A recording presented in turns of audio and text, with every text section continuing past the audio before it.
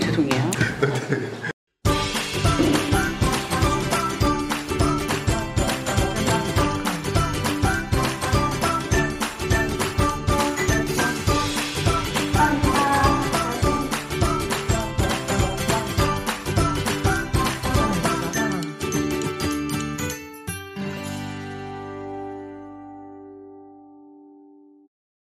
아 진짜 2025년이면 좋겠어요. 그 정도 되면 네. 상당히 일자리가 부족한 시대라기보다는 인력이 부족한 시대로 네. 옮겨갈 수 있습니다. 전체 우리나라 취업자, 전체 취업자가 한 2,600에서 700만 정도 됩니다. 그게 네. 우리나라 인구의 약 반 정도가 취업자다 이렇게 보시면 되죠. 이 취업자를 연령별로 쪼개볼 수 있어요. 네. 근데 어쨌든 50대 이상의 비중이 막대한 비중을 차지해요. 약 30% 정도. 근데 결국은 이분들이 지금 뭐예요? 퇴직하고 계시죠. 그렇죠. 생애 주된 직장에서 이탈하고 계세요. 그러니까 약 30%에 해당하는 취업자가 이탈합니다. 그러면 일자리는 남아있는데, 예를 들어서 가정은 일자리는 남아있다. 네. 일자리는 남아있는데 이분들이 취업시장에서 이탈한다 그러면 이제는 일자리가 부족한 게 아니라 인력이 부족한 시대로 옮겨가는 거죠. 그렇네요. 네. 그게 이제 생산 가능 인구가 줄어든다든가 네. 이런 것들과 매칭되는 이야기입니다. 그렇기 때문에 이제는 내가 어떤 일을 해야 돼, 내가 일을 반드시 해야 돼, 안정적인 일을 가져야 돼 라는 포커스보다는 내가 하고 싶은 일을 찾아가는 거예요.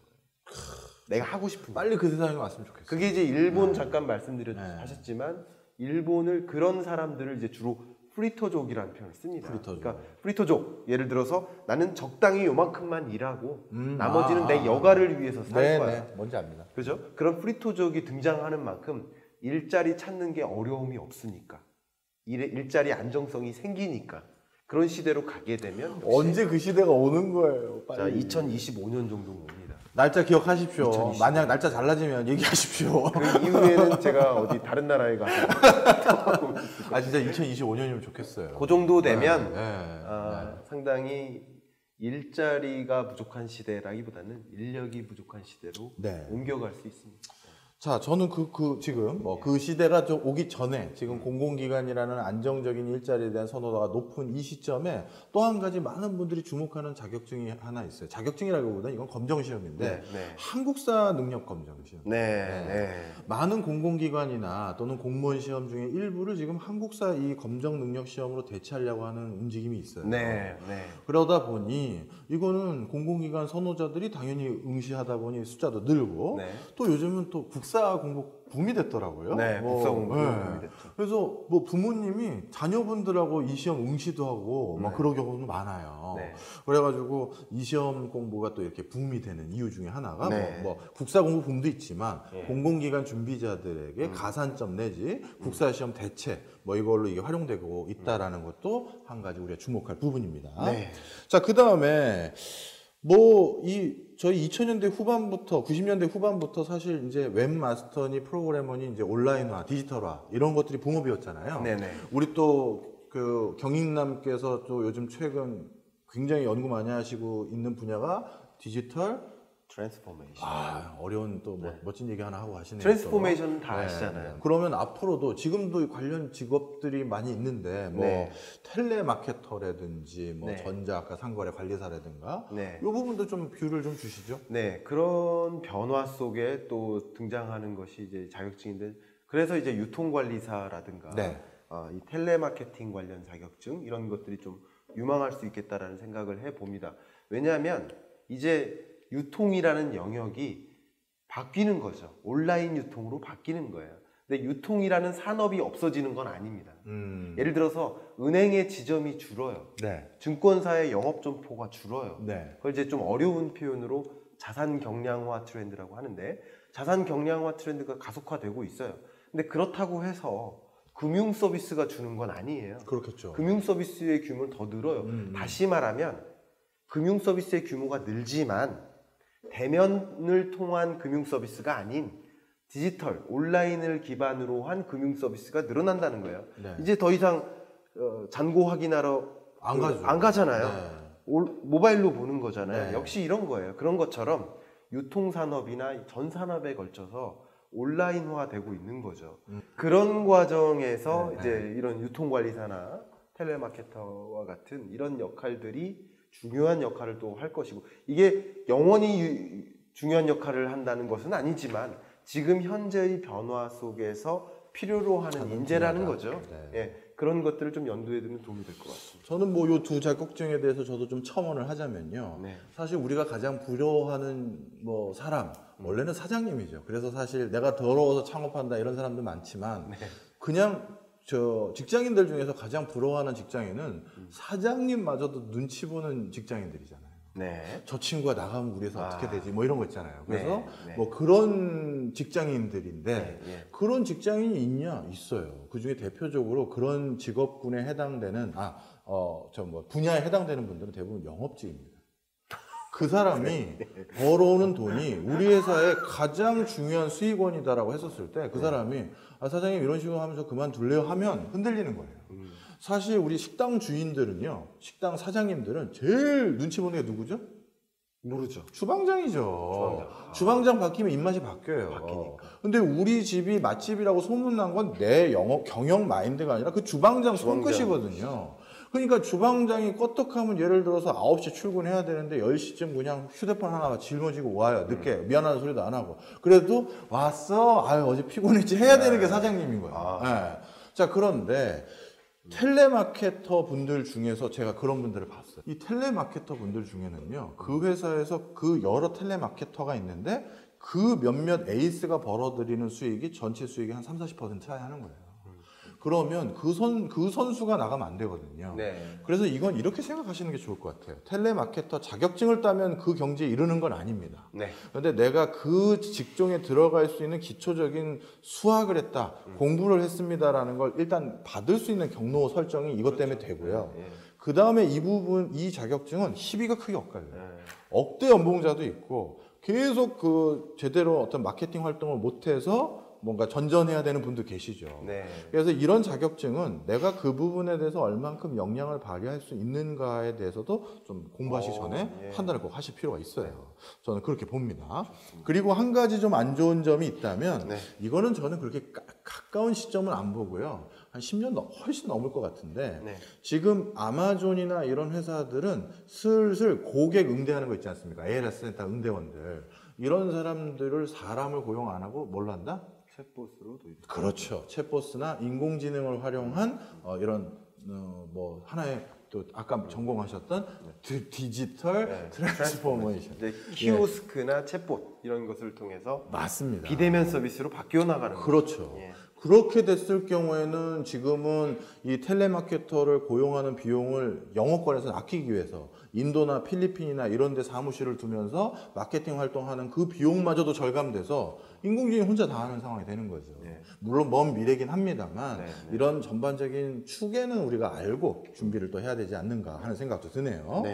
그럼 이제 여러 가지 이제 자격증들, 기존에 존재하는 자격증들을 바탕으로 미래에 대한 약간의 전망을 좀 부족하나마 해봤었는데요. 저희가 그러면 이런 자격증 말고 유망한 자격증을 저 미남이 굳이 추천을 해드린다면 몇 가지 전 중요한 트렌드들을 좀 말씀드리고 싶어요. 첫 번째는 애견 관련한 자격증들은 점점 붐업이 될 겁니다. 그리고 지금은 아직 애견 문화가 완벽하게 온전하게 예쁘게 조성되어 있지 않잖아요. 많은 사람들이 개를 함부로 버리거나 개를 잘 관리 안 하거나 남에게 피해를 주는 이런 것들이 많거든요. 근데 지금 애견 인구가 1000만 명이 넘어가는 이 시점에서 이것들을 제도권에서 관리 감독해야 된다는 니즈가 굉장히 많아지고 있어요.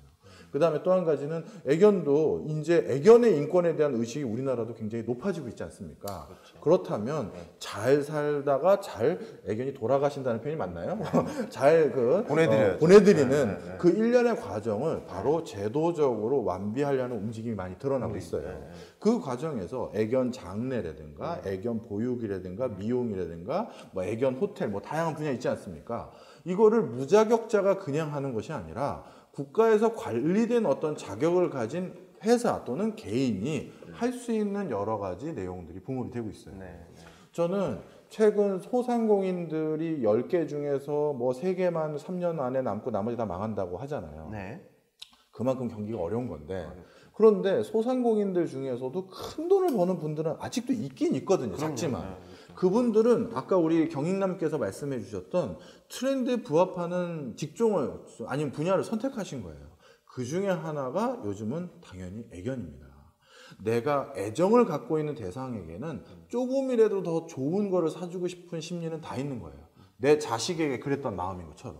근데 자식이 없는 이 시점에 그 돈은 어디로 간다? 애견에게 가는 거죠. 애묘도 마찬가지고요. 네. 그래서 그런 자격증에 계속 관심을 두셨으면 하는 바람이 있고요.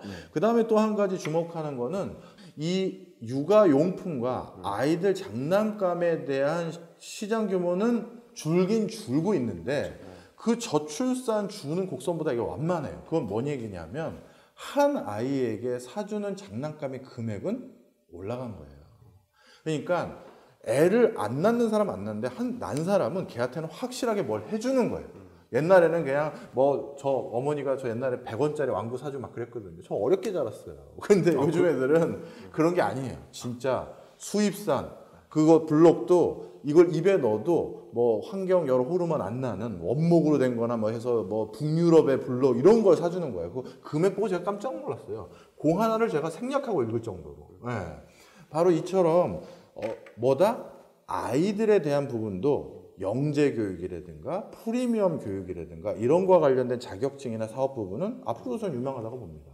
네. 그러니까 조금 첨언을 드리면 아이의 수가 준다고 해서 아이를 양육하는 데 들어가는 비용이 줄지는 않다는 거죠. 그렇죠. 1인당 비용은 오히려 예. 올라가는 수준이에요. 교육비도 마찬가지. 맞아요. 그러니까 이제 요즘 등장한 또 많이 유행하는 용어가 에듀포예요. 자녀 양육하면서도 빚에 의존해 가면서까지 자녀를 양육하는 데 비용을 많이 지출하는 거죠.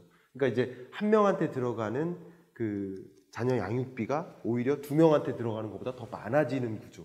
그러니까 이제 양육 시장, 이 보육 시장이 고부가 가치화되는 거예요. 자, 그 다음에 마지막으로 하나 짚어드릴 거는 저희가 이제 국민소득이 1인당 GDP가 올라가면서 새로 생기는 인더스트리가 있어요. 그래서 네. 이런 것들이 국민소득이 올라가면서 생기는 또 하나의 현상들인데 네. 자, 그렇게 국민소득이 늘어가면서 그럼 우리 이제 3만 불, 4만 불을 앞두고 있는 이 시점에서 그 다음 국민소득에 주목할 만한 직업군이 뭐냐? 이제는 쾌적하게 살고 싶은 욕구가 더욱더 강해져요. 그냥 사는 게 중요한 게 아니라 안전하게 살고 쾌적하게 사는 거에 대한 욕구. 그래서 환경, 보건, 안전과 관련된 분야에 대해서 점점 강화될 겁니다. 네. 의식이 높아지는 거예요. 기준이 높아지고. 네. 그런데 환경, 안전, 보건은 누가 합니까? 그 자격을 가진 사람이 그 기준을 넘었는지 확인해 줘야 돼요. 그래서 이런 분야는 점점 새로운 직업군과 자격증이 대두될 거예요. 많은 분들이 미래 유망 직업군을 찾는다면 이런 파트를 또 주목하실 것을 전 크게 권해드리고 싶고요. 네. 오늘 좀 어떻게 미남 같이 해보신 거 어떠세요? 자, 소감. 네. 참 부럽다. 왜냐하면 지금 아까 제가 말씀드렸듯이 지금 변곡점의 시대입니다. 세상이 굉장히 급격하게 변화하고 있어요. 그러니까 거대한 파도가 일고 있는 거예요. 그러니까 중요한 거는 우리는 파도가 어디서 어디로 부는지, 파도의 규모가 어떻게 얼마나 되는지, 이걸 내가 견딜 수 있는지 아닌지, 파도의 성격을 잘 봐야 됩니다. 다시 말하면 미래를 잘 보고 그 안에서 나의 방향성을 찾아야 돼요. 그게 투자든 진로든 교육이든 다 마찬가지입니다. 그러니까 그 파도의 결을 정확하게 읽어내고 그 안에서 나의 방향성을 잡는다면 여러분 다 승승장구할 수 있을 것이라고 생각이 되고, 미남께서 그런 역할, 우리 대한민국의 미래를 보는데 기여를 해주는 그런 역할을 잘 수행해 주시기를 좀 기대하는 그런 마음이 제 소감이라고 볼 수 있겠습니다. 네, 미남과 함께 원하는 미래로 가자! 감사합니다. 네, 감사합니다.